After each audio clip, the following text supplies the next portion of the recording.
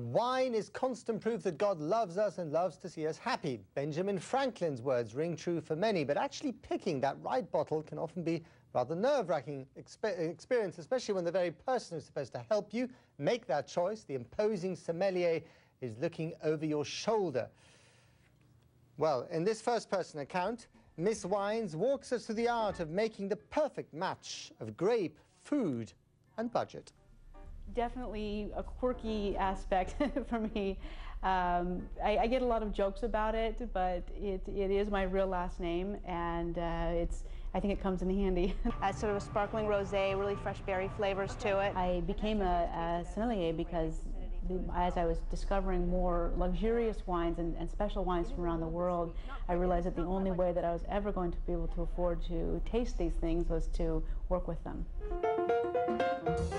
My days can be very long. Most of my day involves tasting wines for the restaurant, picking out things maybe that I don't even necessarily like that much for myself, but things that I know will be a good fit with the cuisine or for our different clientele, doing inventory, managing emails and inquiries from wineries and distributors, training staff, choosing wines to match with the menus for the evening. When I'm doing really serious tasting, there have been times that I've tasted upwards of 100 wines in a day. It can be very grueling. It sounds like a lot of fun, but really as you're maybe 25 wines in, you start to feel a little bit of the effects. We always spit. There's a really kind of an exotic spiciness to this. It's really a sexy wine. People's choices on wine really change with the economy. That is for certain. And I've seen this now a couple of times. Never as big as right now. I am looking more at domestic wines these days. And part of that is that's actually been happening for a couple of years now. Since the dollar has gotten weaker against the euro in particular, I found that European wines are becoming, especially on the higher end, they're becoming less accessible. For summertime, I think New Zealand's Sauvignon Blanc is a great way to go. Those are beautiful wines for summer, very crisp and rarely very pricey. I think it'll be pretty obvious when the economy's coming around because people will start drinking wine more, and not just more wine, but additional bottles, or they'll be dining more.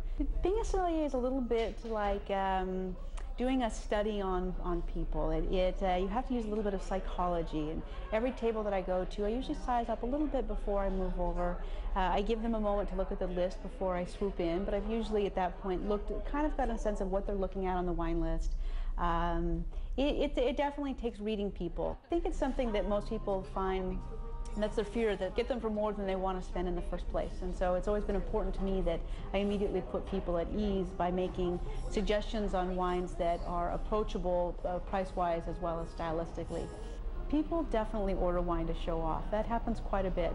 So I think that's also part of reading a table and knowing that if the guest is wanting to show off with their wine choices, that I can play into that just as easily as if they are intimidated by wine. The one thing that always stands out for me when somebody's talking about wine and it's clear that they don't know what they're talking about is when they take the glass and they swirl it and they're like, wow, this wine has really nice legs. You know, I feel like I have nice legs, but it says nothing about my character. People still use pretty outlandish terms to describe wine, and there are cases where a wine really does taste like rubber bands. I mean, I've encountered those wines. Ultimately, it's all just rotten grape juice in a bottle, but you know, there are so many subtle nuances to them and that are difficult to convey. There is definitely an American palate for wine, and I like to think that perhaps it comes from Americans being raised on Coca-Cola, that they move into wine drinking and they're looking for something that's very fruity and sort of in your face in style. My job as a sommelier is making people's lives better. Making wine more and more accessible is my goal in my career. To me, it's important that it be on everybody's dinner table. And by keep making it something no longer intimidating and instead something that's approachable and fascinating and fun, that makes me feel like I'm doing my job.